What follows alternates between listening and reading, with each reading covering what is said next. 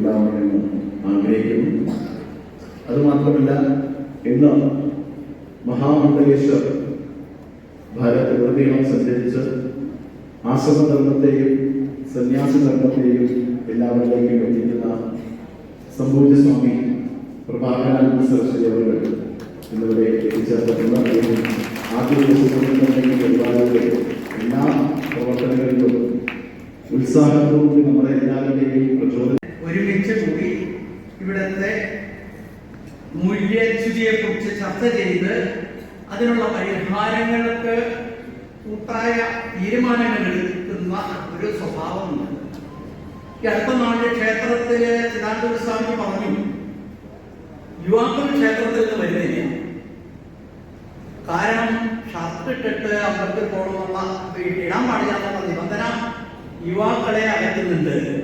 അപ്പൊ കാലത്തിനനുസരിച്ച് ധർമ്മബോധം യുവാക്കളിലേക്ക് ഉണ്ടാകാൻ ചില മാറ്റങ്ങൾ വേണം എന്ന് ധർമാചാര്യ സഭ കേരളത്തിൽ തീരുമാനിച്ചു, ജില്ലകളിൽ തീരുമാനിച്ചതിന്റെ അടിസ്ഥാനത്തിലായി ഇതൊരു കാലോചിതമായ ചില കാര്യങ്ങൾ നമ്മൾ തീരുമാനമെടുക്കുന്നതിന് വേണ്ടിയിട്ട് ആണ് പ്രവർത്തിക്കുന്നത് ഈ ധർമാചാര്യ സഭ. ഈ ധർമാചാര്യ സഭയില് ഇന്ന് ചില വിഷയത്തിന്റെ അടിസ്ഥാനത്തിലാണ് നാം എല്ലാവരും സംസാരിക്കുന്നത്. വിഷയം കാടുകയറി പോകരുത് എന്നതുകൊണ്ടാണ് വിഷയം തന്നത്. ഇന്ന് നമുക്കറിയാം, ധർമ്മത്തെ കുറിച്ച് സംസാരിക്കണം, രാഷ്ട്രത്തെ കുറിച്ച് സംസാരിക്കണം എന്നാണ് എന്നോട് ആവശ്യപ്പെട്ടത്. ഇന്ന് ധർമ്മമുണ്ടോ? ഇല്ലാന്ന് പറയാൻ പറ്റില്ല. ധർമ്മം ഉള്ളതുകൊണ്ടാണ് നിങ്ങളെല്ലാം ഇവിടെ വന്നിട്ടില്ലേ, നാരായണൻ ചെല്ലുന്നില്ലേ, നിങ്ങളുടെ സ്വാത്യചിന്തയില്ലേ? ധർമ്മമുണ്ട്, പക്ഷെ ഏറ്റക്കുറച്ചില്ല. സത്യയുഗത്തിലെ ധർമാചരണം ഉണ്ടാകില്ല. പക്ഷെ ധർമ്മം എല്ലാ കാലഘട്ടത്തിലും ഉണ്ട്.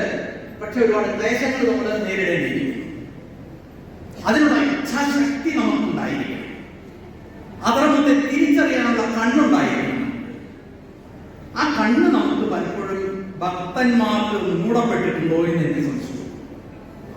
ഇന്ന് നമ്മുടെ ചുറ്റുപാടുകളില് ആധ്യാത്മികതയുടെ പേരില്, ക്ഷേത്ര ആരാധനയുടെ പേരില് ചൂഷണങ്ങൾ നടത്തുമ്പോൾ ഭക്തിയെ ചൂഷണം ചെയ്യാൻ കിട്ടില്ല എന്ന് ഉറച്ച് പ്രഖ്യാപിക്കാൻ നമുക്ക് സാധിക്കണം. അവിടെയാണ് നമ്മുടെ ധർമ്മബോധം വേണ്ടത്. മുഴുവൻ ചരാചരങ്ങളുടെയും സുഖത്തിന് വേണ്ടി ഭവിക്കുന്നതായിരിക്കണം ധർമ്മം ആചരണം. തൻ്റെതായിട്ടുള്ള ധർമ്മം ആചരണത്തിലൂടെ ഒരു ചരാചരത്തിനും ദുഃഖമുണ്ടാകരുത്. അതാണ് നമ്മുടെ കാഴ്ചപ്പാട്. ധർമ്മങ്ങളിലേക്ക് ധർമ്മം കടത്തണം. അങ്ങനെ ധർമാചരണത്തിലൂടെ നമുക്ക് ഭാവി ഭാരതത്തെ കെട്ടിപ്പടുത്താം. ലോകത്ത് സമാധാനം ഉണ്ടാകാം. ഇത് ലോകത്ത് സമാധാനമില്ല, ദിവസേന യുദ്ധമാണ്. ഭാരതത്തിൽ എത്ര ശാന്തി ഉണ്ടെന്നറിയും. നമ്മൾ ഇത്രയും അന്യായം നടക്കുന്നുണ്ടെങ്കിൽ ഭാരതത്തേക്കാൾ വളരെ കഠിനമാണ് മറ്റു രാജ്യങ്ങൾ. അപ്പോൾ ലോകത്ത് സമാധാനം ഉണ്ടാകണമെങ്കിൽ ഭാരതം ശക്തി പ്രാപിക്കണം, ഈ രാഷ്ട്രം സുശക്തമാക്കണം. അതിനു വേണ്ടിയായിരിക്കണം നമ്മളുടെ എല്ലാ ദൗത്യം. നാരായണയും പാഠ്യവിഷയമാക്കണമെന്ന് നമ്മൾ ഭാരത പ്രധാനമന്ത്രിയോട് ആവശ്യപ്പെടണം. ഏതെങ്കിലും ഒരു ചാപ്റ്ററെങ്കിലും വിദ്യാഭ്യാസ കാലഘട്ടത്തിൽ നാരായണീയത്തെ വേണമെന്ന് നമ്മൾ ആവശ്യപ്പെടണം. അത്തരത്തിൽ ഭഗവത്ഗീത ഉൾപ്പെടുത്തിക്കൊണ്ടിരിപ്പുണ്ട്. അതുപോലെ നമുക്ക് ഓരോന്നും തത്വത്തിന്റെ അടിസ്ഥാനത്തിൽ ഉടനായിട്ടോ ബൈബിളിന് വേണ്ടതെന്ന് ബൈബിൾ വേണമെങ്കിൽ പഠിപ്പിച്ചോ, വേണ്ടെന്ന് പറയുന്നില്ല. പക്ഷേ ഇത് തിരിച്ചറിവുണ്ടാണ്. ഇതൊക്കെ പോയി. നമ്മുടെ ചെറുപ്പകാലത്ത് സുന്ദരകാന്ഡം പഠിച്ചിരിക്കുന്നു ഞാനൊക്കെ. ഇന്ന് സുന്ദരകാന്ഡം വിദ്യാഭ്യാസമില്ല, വേണ്ടാത്ത അധർമ്മമാണ് പഠിപ്പിക്കുന്നത്. അപ്പോ ഇതിൽ നിന്നെല്ലാം വ്യത്യസ്തമായിട്ട് ഒരു ധർമ്മ രാഷ്ട്രമുണ്ടാകുന്നതിന് വേണ്ടിയിട്ട്, ലോകത്ത് ധർമ്മം പുലരുന്നതിന് വേണ്ടിയിട്ട് എല്ലാവർക്കും പ്രേരണയാകട്ടെ. എന്റെ ഈ എളിയ അധ്യക്ഷ പ്രസംഗം ഞാൻ നിർത്തുകയാണ്. ധർമാചാര്യന്മാർക്ക് വഴിമാറി കൊടുത്തുകൊണ്ട് സബ്ജക്റ്റ് ഇതാണ്. നമ്മൾ സംസാരിക്കാൻ വരുന്ന പുണ്യ വ്യക്തിത്വം അന്താരാഷ്ട്ര ധർമ്മസേവകൻ മഹാമണ്ഡലേശ്വർ സ്വാമി പ്രഭാകരൻ, ഭാരതീയ സന്ത് സമിതി ദേശീയ സെക്രട്ടറി, ആദിശങ്കര അദ്വൈത അക്കാഡ സ്ഥാപകൻ, അഖില ഭാരത അയ്യപ്പ സേവാ സംഘം അന്തർദേശീയ ധർമ്മസേവകൻ, 170-ലധികം സന്യാസി ശിഷ്യർ, 500-ലധികം മഹാചണ്ഡികാ ഹോമം, 3 സോമയാഗങ്ങളും ഹിന്ദു സമ്മേളനങ്ങളും നടത്തി. 36 രാജ്യങ്ങളിൽ ധർമ്മപ്രചരണം, 6 ഭാഷകൾ ഒരേപോലെ കൈകാര്യം ചെയ്യുന്നു. പൂർവാശ്രമത്തിലെ ടെലികോം എഞ്ചിനീയർ, അയ്യപ്പ മിഷൻ സ്ഥാപകൻ, അങ്ങനെ ഒരു നീണ്ട ലിസ്റ്റുണ്ട്. പക്ഷേ കഴിഞ്ഞ വർഷം നമ്മൾ ശ്രീനാരായണീയ മഹോത്സവം എറണാകുളത്ത് നടത്തുമ്പോൾ അതിൻ്റെ തലേ രാത്രിയിലാണ് എറണാകുളത്ത് അദ്ദേഹം എത്തിയത്. എവിടെയായിരുന്നു എന്ന് ചോദിച്ചപ്പോൾ ശ്രീരാമ ജന്മഭൂമി പുനഃപ്രതിഷ്ഠയുടെ അതിൻ്റെ മീറ്റിംഗിൽ പങ്കെടുത്തതിന് ശേഷമാണ് അന്ന് അവിടെ എത്തിയത്. साधु दर्शनम मंच पर उपस्थित श्रोत्रिय ब्रह्मनिष्ठ श्रद्धावान सभी आचार्यों के श्री चरणों में परशुराम क्षेत्र केरल दक्षिण भारत के महामंडलेश्वर होने के नाते प्रणाम अर्पण करता हूं। भारत देश के धर्म ऐसे संगठन में पड़ा है। भगवान विष्णु भगवान एक अवतार लेते हुए नारायण की तरह से धर्म की रक्षा करेंगे। हम सब ऐसे धन्य हैं कि धर्म रक्षा, राष्ट्र रक्षा और गो रक्षा करने के लिए ऐसे आचार्य सभा को अपने कर्म भूमि में निभाने के लिए हमें भगवान रामचंद्र प्रभु और श्री कृष्ण परमात्मा हमें मौका दिया है। खुशी से रहिए। 120 साल अपने जिंदगी के जो रास्ते पर हम अपने घर के सभी कर्म को निभाते हुए धर्म रक्षा के सफर पर विजय प्राप्त हो, ये कहते हुए भगवान श्री रामचंद्र महाराज के अयोध्या प्रतिष्ठा स्थापन करने में मौका ऐसे मिले थे कि भगवान प्रत्यक्ष प्रकट 500 साल के बाद धर्म रास्ते पर आ गए। हमें खुशी है 2024 पर इस महत्वपूर्ण सन्निधि में हम दक्षिण भारत के महामंडलेश्वर होने के नाते सरकार को आदेश देता हूं कि पालघर विक्टोरिया कॉलेज के नाम पंडित गोपाल नायर करना चाहिए। इसीलिए हिमालय के जितने ऋषि परंपरा है उस परंपरा के अंदर भगवान सत्यमूर्ति शिवानंद सरस्वती महाराज, तपोवन महाराज और पुरुषोत्तम स्वामी जी महाराज के आशीर्वाद को केरल में लाए सपूज्य स्वामी जी परम पूजनीय ज्ञानानंद सरस्वती महाराज के मुख्य शिष्य सपूज्य स्वामी जी सद्गुरु नित्यानंद सरस्वती महाराज के चौथा शिष्य होने के नाते उनके नाम पर पूजनीय स्वरूपानंद सरस्वती महाराज ये उद्घाटन करने वाला था, लेकिन उनके आशीर्वाद के साथ इस पवित्र भूमि पर स्त्री शांतिकरण और महिलाओं के पूरा आशीर्वाद के साथ हम शपथ लेते हुए धर्म रक्षा करेंगे। नारायणी हमसे ये कहते हुए मैं उद्घाटन करता हूँ। जय भारत माता, भारत माता की, भारत माता की, भारत माता की। साधु दर्शनम पाप विमोचन, साधु दर्शनम साधु दर्शനം സുഹൃത്തുക്കളായ ഗുരുനാഥന്മാർ, എൻ്റെ മുമ്പിലിരിക്കുന്ന കുരുടമ്മമാർ, അങ്ങനെ പറയാതെ അമ്മമാരാണ് ഭാരതത്തിൻ്റെ ശക്തി എന്ന് പറയുന്നു. ഭാരതാംബയും അമ്മയാണ്. ലോകത്തിൻ്റെ അമ്മയായി ഭാരതം ഉയർത്തപ്പെടുന്ന, വിശ്വഗുരുവായി ഭാരതം ഉയർത്തപ്പെടുന്ന ആളുകളാണ് ഇനി വരാൻ പോകുന്നത്. നാരായണീയത്തിൻ്റെ അലയൊലികൾ കേരളത്തിൻ്റെ മണ്ണിൽ മാത്രമല്ല വിദേശ രാജ്യങ്ങളിലെല്ലാം മുഴങ്ങണം. അതുകൊണ്ട് ഒന്നോ രണ്ടോ വാക്കുകളിൽ മറ്റുള്ളവർക്ക് സംസാരിക്കാനുള്ള അവസരങ്ങൾ ഒരുക്കിക്കൊണ്ട് ഇനി ഒരിക്കൽ നിങ്ങളോട് സംസാരിക്കണമെന്ന് ഞാൻ ആഗ്രഹിക്കുന്നു. ഒന്ന് രണ്ട് വാക്കുകൾ പറയാം. എന്നാൽ ആധ്യാത്മിക പ്രഭാഷണം നടത്തിയ അഴക്കാട്ജി അദ്ദേഹം പറഞ്ഞു പ്രഹ്ലാദന്റെ കഥ. ഒരമ്മയുടെ വയറ്റിൽ കിടക്കുന്ന കുട്ടി പഠിച്ചെടുത്ത ആ ജ്ഞാനം നാരദ മഹാപാത്രത്തിൻ്റെ ഉള്ളിൽ നിന്ന് കേട്ട് പുറത്തു വന്ന കുട്ടി മറ്റു ഗുരുനാഥന്മാരിലൂടെ അതിനെ ഒരുക്കിയെടുത്ത് അതിൻ്റെ തത്വം മനസ്സിലാക്കി ജീവിതത്തെ മുന്നോട്ട് കൊണ്ടുപോയി. എൻ്റെ കൺമുമ്പിലിരിക്കുന്ന ശബ്ദം ശ്രവിക്കുന്ന അമ്മമാരോട് ഒരേ ഒരു വാക്ക് എനിക്ക് പറയാനുള്ളൂ. നിങ്ങളുടെയൊക്കെ വീട്ടിലുള്ള മക്കൾ ആൺകുട്ടികളാണെങ്കിൽ അവർ വിവാഹം കഴിക്കുന്ന പെൺമക്കൾ, കൊണ്ടുവരുന്ന പെൺമക്കൾ, അതുപോലെ നിങ്ങളുടെ പെൺമക്കൾ വിവാഹം കഴിച്ചു വിടുന്നവർ, അവരുടെ വയറ്റിൽ ഉണ്ണി പിറന്നാൽ അവർ കേൾക്കേണ്ടത് ഡാഡിമണി വീട്ടിലില്ല എന്ന പാടല്ല.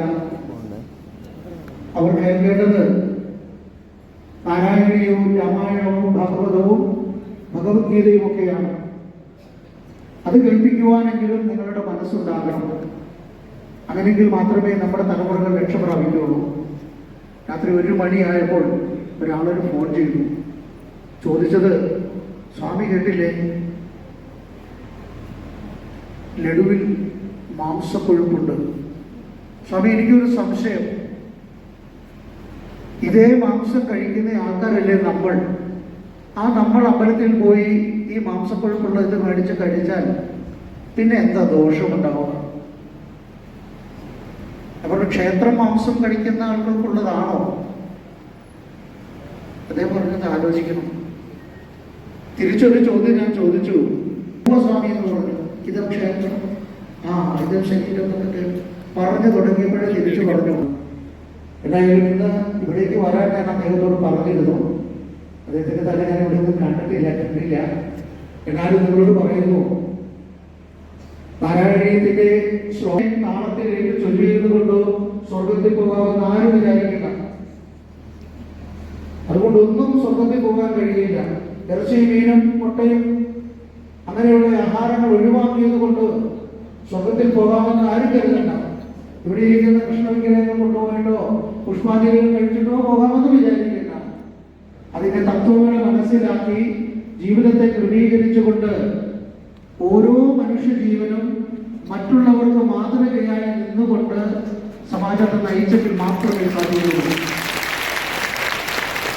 ഇന്ന് ഭാരതത്തിന്റെ ഇതുപോലെ ഈ സംസ്കാരത്തെ നഷ്ടപ്പെടുന്നതിനുള്ള ഏക കാരണം ആചാര അനുഷ്ഠാനങ്ങളും നിഷ്ഠകളും നഷ്ടപ്പെട്ടതുകൊണ്ടാണ്. അത് മുന്നോട്ട് കൊണ്ടുവരാൻ നാരായണീയ സമിതികൾക്ക് സാധിക്കും. കാരണം അമ്മമാരാണെല്ലാം. അമ്മമാർക്ക് ഏത് വീടിന്റെയും അടുക്കള വരെ കയറി ചെല്ലാം. നിങ്ങൾക്ക് പറയാൻ സാധിക്കണം. നിർബന്ധമായും എല്ലാ വീടുകളിലും ഇത് വായിക്കണം, പാരായണം ചെയ്യണം. ഒരിക്കലും വായിക്കാന്ന് പറയരുത്, പാരായണം ചെയ്യണം. ഞങ്ങളൊക്കെ അമ്മ പൂജനീയ മാതാജി ദേവി മഹാത്മ്യമോ പാരായണം ചെയ്യുന്ന കേൾക്കുമ്പോൾ സത്യം പറഞ്ഞാൽ എൻ്റെ പൂർവാശ്രമങ്ങളിലൊക്കെ എൻ്റെ അമ്മമാരൊക്കെ ഇത് ആദ്യമേ ചൊല്ലി തന്നിരുന്നെങ്കിൽ എന്ന് ഉള്ളുകൊണ്ട് ഇങ്ങനെ ആഗ്രഹിച്ചിരുന്നിട്ടുണ്ട്. അതുകൊണ്ട്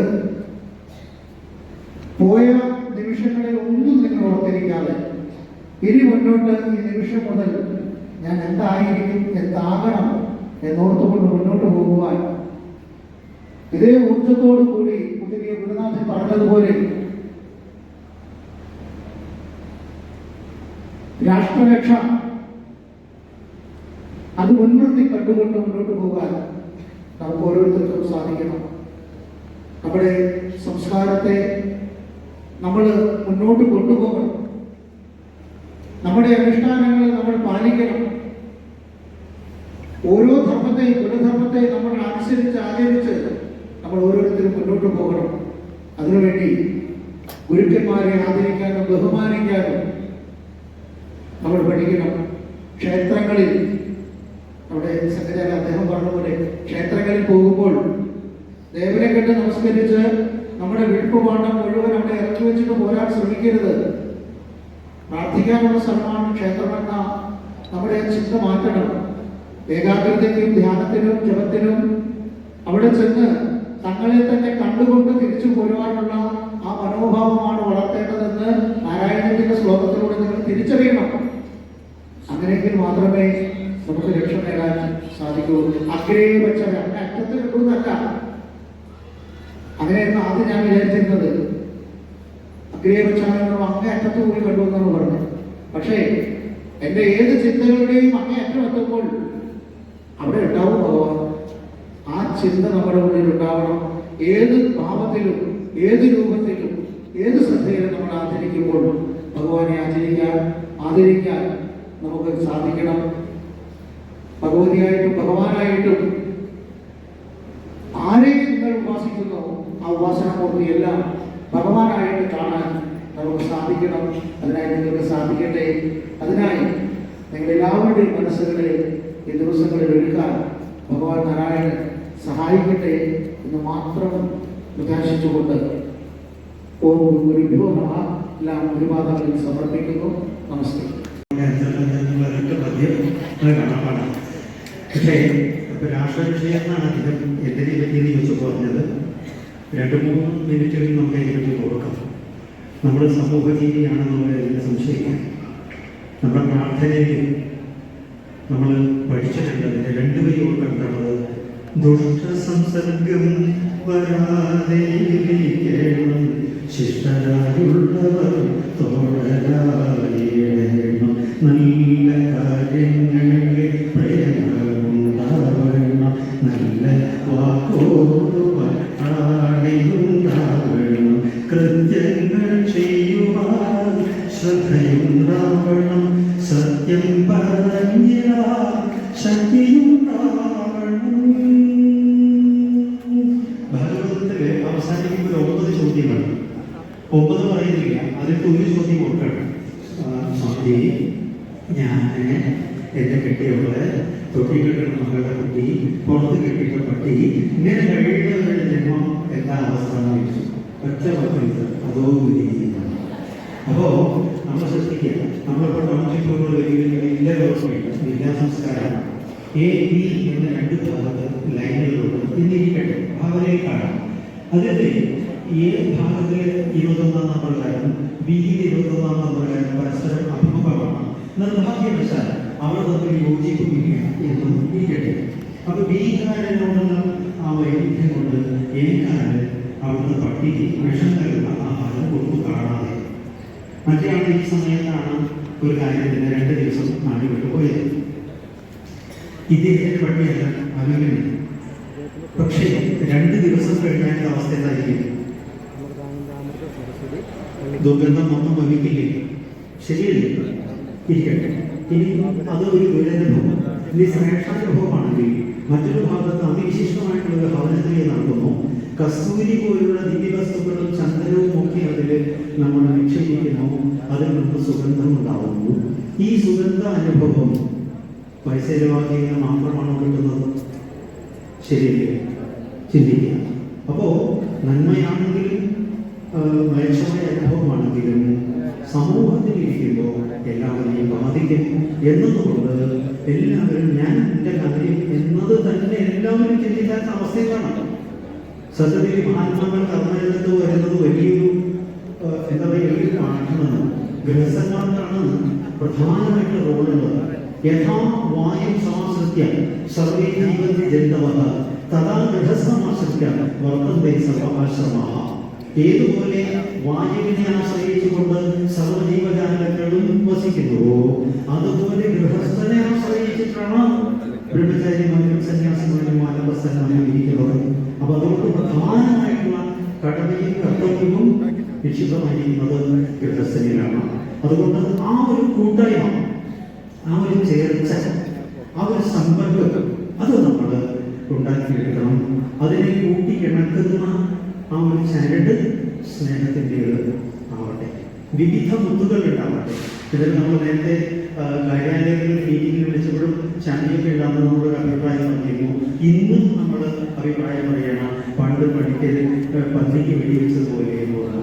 അതെന്താണെന്ന് വെച്ചാൽ ഒരു വീട്ടിൽ ചെന്നു. അപ്പൊ എന്റെ മകളിൽ തോന്നുന്നുണ്ട് എന്തായാലും വെടിവെച്ചത് കുട്ടികളുണ്ടോ എവിടെ അല്ല പന്നിയെ ഉദ്ദേശിച്ചാ അത് പന്നി നമ്മൾ പോയല്ലോ കുഴപ്പമില്ല തിരിച്ചു വരുമ്പോൾ വേണമെങ്കിൽ കൊണ്ടോട്ടെ വരുന്നത് മന്ത്രി കൊണ്ടുമ്പോൾ കൊണ്ടോട്ടെ എന്ന് പറഞ്ഞിട്ടാണ് നമ്മൾ ആഗ്രഹിക്കുന്നു നമ്മൾ സ്വപ്നം കാണുന്നു ചെറിയ ചെറിയ ഗ്രാമങ്ങൾ അതിൻ്റെ കവലകളിലൊക്കെ ചെറിയ ഭക്ഷണശാലകൾ ചെറിയ സൂപ്പർ മാർക്കറ്റുകൾ ഒക്കെ അമ്മമാരും മറ്റൊക്കെ ചേർന്നിട്ട് തുടങ്ങണം. നമ്മളൊക്കെ ബിസിനസ് ചെയ്യണം, ന്യായമായ നിലയിൽ സാമ്പത്തികം ഉണ്ടാക്കണം, എന്നിട്ട് അവശത അനുഭവിക്കുന്ന ആളുകൾക്ക് താങ്ങാവാൻ നമുക്ക് സാധിക്കണം. ഇത്രയൊക്കെ എനിക്ക് പറയാനുള്ളൂ കഴിയും. കൂടെ അങ്ങേര് പറഞ്ഞൊരു ജീവിത അനുഭവം. തിരുവനന്തപുരത്ത് ഒരു ചന്തയുണ്ട്.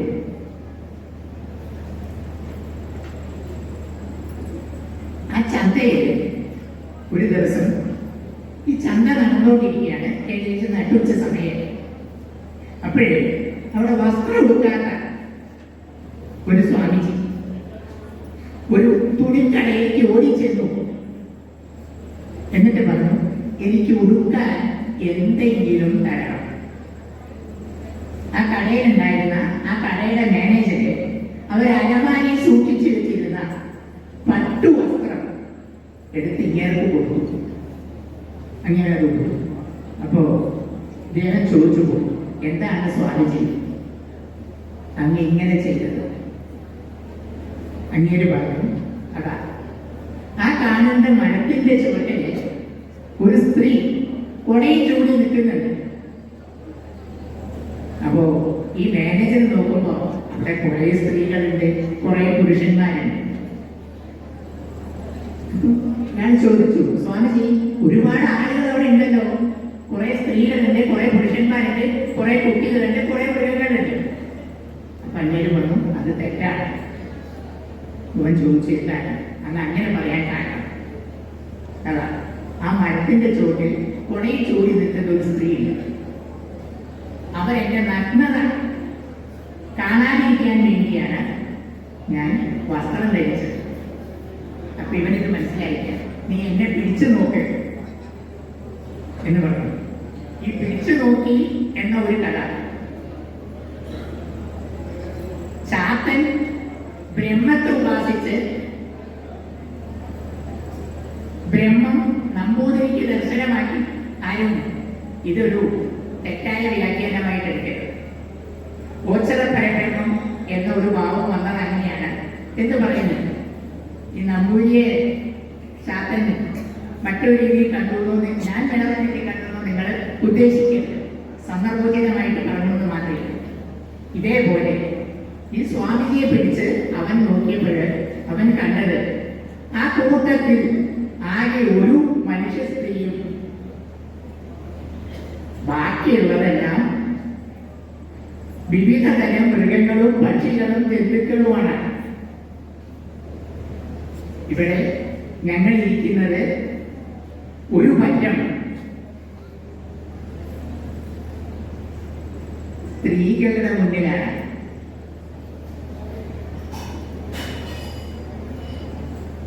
ഈ ഭൂമിയിൽ ശരീരമെടുത്ത് വരുന്നതിന് ചില നിയമങ്ങളുണ്ട്. നാം ശരീരം എടുക്കുന്നതിന്റെ മുമ്പ്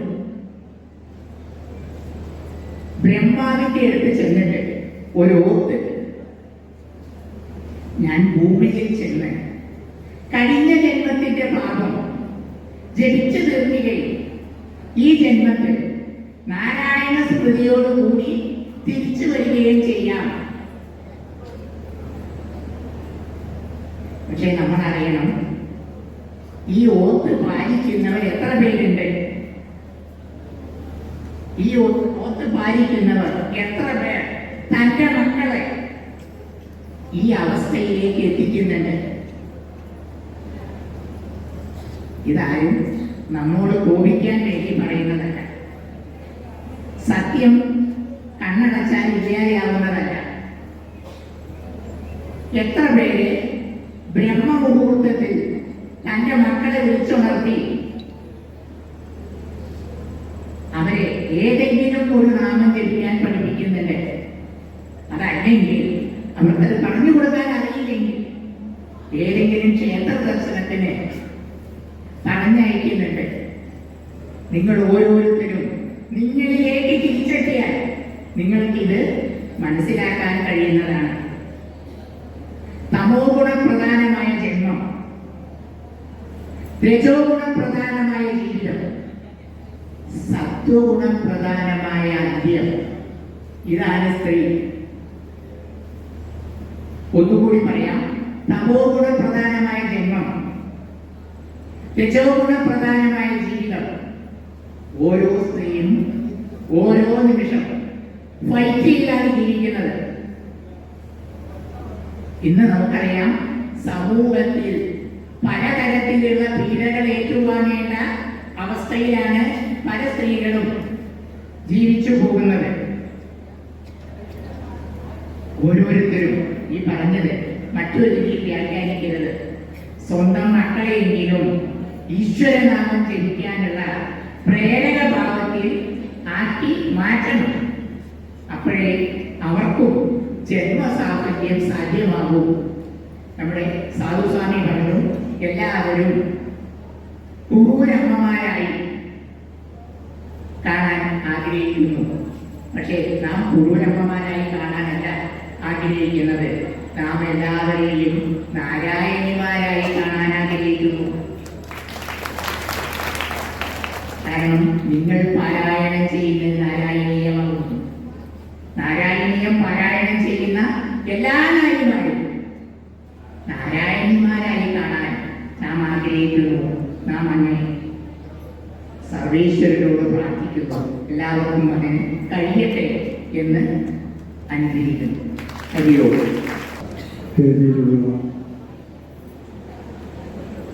കൃഷി പരമ്പരയുടെ പിന്തുടർച്ചക്കാരായ യുവജനങ്ങളെ, സന്യാസിമാരെ, സദസ്സിലുള്ള ഭാരതത്തിൻ്റെ കാവൽക്കാരായ ധർമ്മത്തെ സംരക്ഷിക്കുന്ന അമ്മമാരെ, നിങ്ങൾക്ക് നമസ്കാരം.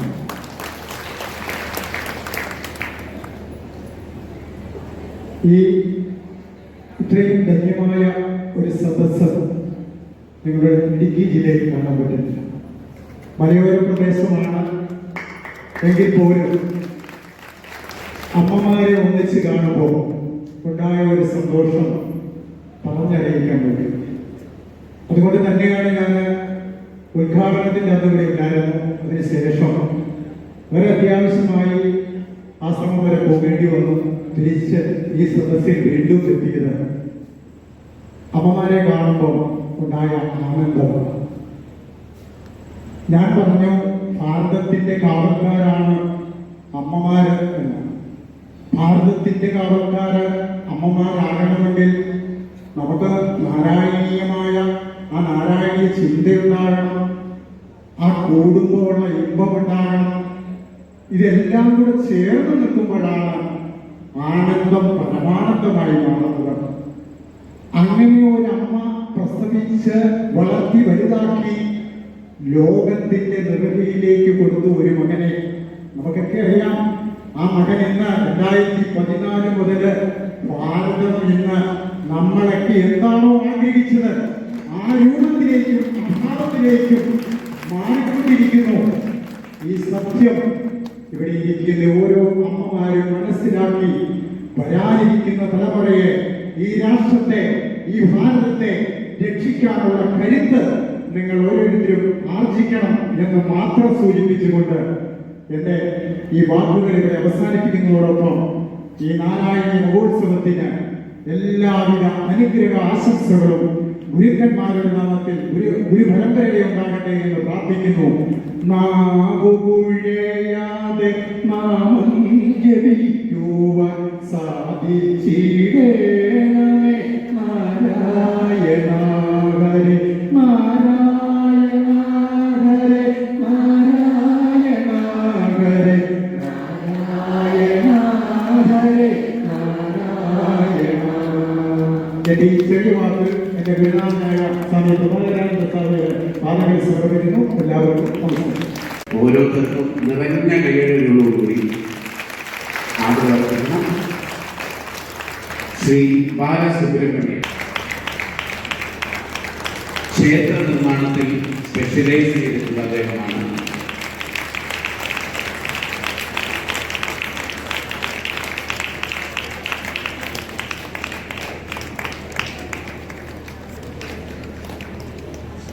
ശ്രീ വെങ്കട്ടരാമൻ.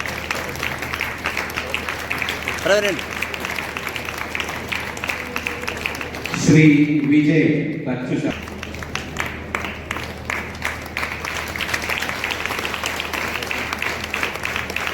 ശ്രീ സുധാകർ.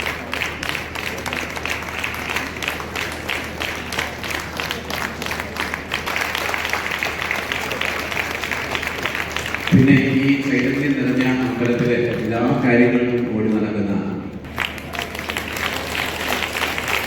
അതെ നമ്മുടെ ഇവിടെ സ്വാഗതം പറഞ്ഞ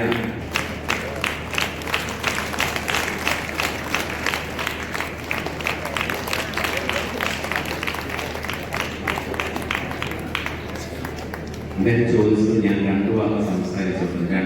2000 വാക്കുകൾ കുഴപ്പമില്ല. സമയം കുറവുള്ളതുകൊണ്ട് അദ്ദേഹത്തിന് വളരെ ചെറിയൊരു സമയം കൊടുക്കാൻ പോകും.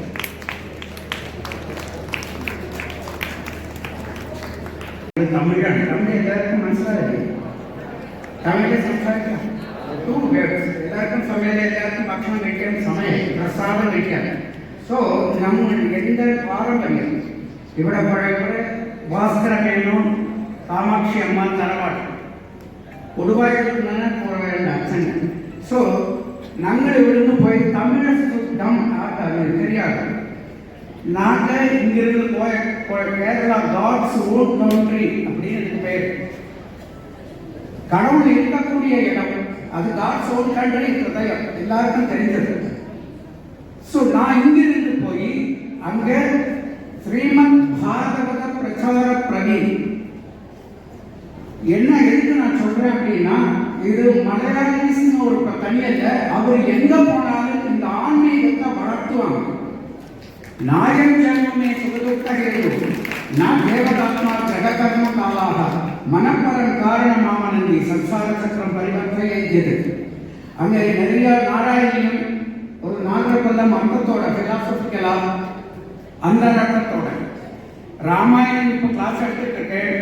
பகவத்கீதை ஒரு 4 சென்டர் வச்சு இந்த மாதிரி சென்டர் வச்சு என்னுடைய மாதாஜி குருவாயூரப்பனுடைய அனுகிரகத்தோட, மாதாஜி சரோஜா மாதாஜியினுடைய ஒரு ஆசீர்வாதத்தோட, சகல குருமார்களுடைய காருண்யத்தினால, ஆத்ம பந்துக்களாகிய எல்லா பக்கமார்களுடைய ஆர்வத்தினால, அடியனுடைய ஆனந்தத்தினால நாம் அங்கங்க கிளாஸ் எடுக்கிறது. எல்லா இடத்துலையும் பாகவதம். ஸோ நமக்குள்ளாக இருக்கக்கூடிய அந்த பவரை நம்ம ஒவ்வொருத்தரும் முடிச்சு வர. ராஷ்டிரியம் எல்லாரும் பேசினாங்க. ராஷ்டிரியம் புறமே இல்லை, ஃபர்ஸ்ட் கிரகத்தில் இருந்து தொடங்கணும். ஒரு இண்டிவிஜுவாலிட்டியில் இருந்து அவங்க அந்த சத்துவம் அப்படிங்கிற இது சத்தியத்தோட நம்ம தெளியணும். தெளிச்சு தன்னுடைய குடும்பத்தில் இருந்து ஆரம்பிச்சா ராஷ்டிரியம் தன்னால சரியாகும். இது போல ஆப்போசிட்டை எதிர்பார்க்கும் இது மாதிரி கலியுகத்தில் இதுதான் கலி தர்மம். இது எப்ப ஜாஸ்தியாகுதோ அப்ப கிருதயுகமா மாறும். இந்த கலியுகம் கிருதயுகம் எல்லாம் வெளியில கிடையாது, அவர்களுடைய கிருதயத்தை சேர்ந்த. நம்ம இப்ப கூட கிருதயுகத்துல அந்த சத்தியுகத்தோட வாழலாம். சர்வம் கிருஷ்ணமயம், ஆனந்தமயம், பிரம்மமயம். இந்த பாவத்துல அவங்கவங்க வளர்க்கணும். நான் பெருசா சொல்றதுக்கு இல்லை. எல்லா ஆச்சாரியமாரும் சன்னியாசிமார்களும் சமயத்தை பார்க்க கூடாது. ஒவ்வொருத்தருடைய சங்கல்பத்தினால ஃபர்ஸ்ட் தனி சுத்தி உள்ள அந்தராத்மாவில் இருக்கக்கூடிய பகவானை தெளிவிச்சு பிரகாசிக்க வச்சு விஸ்வரூபம் எடுக்க வச்சு இந்த லோகா சமர்த்த சுஜிரூபம்னு சொன்ன மாதிரி ஒருத்தருக்கும் அதனுடைய கர்மா, அதனுடைய டியூட்டிஸ் இருக்கு.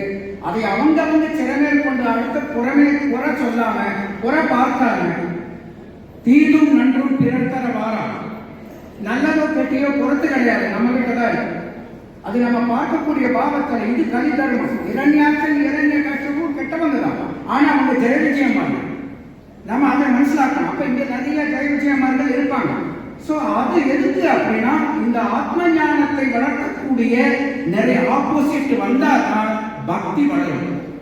பக்தி ஞான விராகத்தோ விவேகோ வர்த்ததே மகா மாயா மோக நிராசித்த விஷ்ணுவே கிரியதே கரம். எல்லாரும் அவசரம், எல்லாரும் ஓட வேண்டியது. ஆனா உண்மையான சத்தியம் என்னன்னா அதுல இருக்க பழகிக்கணும். இது ஒரு கிரகத்திலிருந்து വനിതയായവங்க തായ്മാർക്കിൽ വിട്ട് അമ്മമാരുടെ ചോദിക്കാണ്, ഇത് ഗ്രഹത്തിൽ നിന്ന് തുടങ്ങല്ല, തന്റെ ഉള്ളിൽ നിന്ന് തുടങ്ങണം. தன்னை அறிந்தால் தனக்கு ஒரு கேடு இல்லை, தன்னை அறியாதவர் தானே கெடுகின்றார். தன்னை அறியும் அறிவை அறிந்தவன் தன்னையே அர்ச்சித்து தான் இருப்பார். அதனால குருவாயிருக்கும் புறத்தில்லையா, குருவும் வாயும் அகத்தம் உள்ளது. எல்லாரும் அகத்துல தன்னை செல்ஃப் எல்லாம் கண்ட்ரோல் இருந்தா മനസ്സ് എന്ന കാരണം എല്ലാം ശരിയാകും. ഹരേ കൃഷ്ണ. ഗുരുവായൂരപ്പൻ അനുഗ്രഹിച്ചിട്ട് കോയമ്പത്തൂരിൽ വന്ന എനിക്കൊരു ഓപ്പർച്യൂണിറ്റി തന്ന ഹരിമേനൻ എല്ലാ ജനങ്ങളുടെ എല്ലാവർക്കും എൻ്റെ നമസ്കാരം. തായ്മാരുടെ അമ്മമാരുടെ എല്ലാവർക്കും നാരായണീയ ഭക്തர்கள் ജന്മലാഭം പരോ പുംസം അന്തേ നാരായണ സ്മൃതി ജന്മ ജന്മാന്തരെ ഭവേ പുണ്യം ശ്രീമദ് ഭാഗവതം ലഭ്യം. ആ ഭാഗവതത്തിന്റെ 18,000 ശ്ലോകത്തിന്റെ ചുരുക്കാണ് നാരായണി. ആ നാരായണീയം 100 ലക്ഷം നാരായണ നമ്പൂരി തന്നത് നമ്മ എല്ലാവർക്കുള്ളിലിരുന്ന് അതിനെ നമ്മൾ ആക്കപൂർവ്വം കൊണ്ടുവരുന്നതിനുള്ള പ്രാർത്ഥനയോടെ എല്ലാവർക്കും നമസ്കരിച്ചിട്ട് ഹരേ കൃഷ്ണ. നാരായണ. മഹോത്സവ സമിതിയുടെ ഈ വർഷത്തെ നാരായണീയ മഹോത്സവം നമ്മുടെ മുഴുവൻ ആചാര്യന്മാർക്കും അധ്യക്ഷൻ സോമേട്ടൻ, മറ്റുള്ളവരുടെ പേരെടുത്ത് പറയുന്നില്ല, മറ്റ് എല്ലാ ആചാര്യന്മാർക്കും നന്ദി പറയുന്നു. എല്ലാ നാരായണ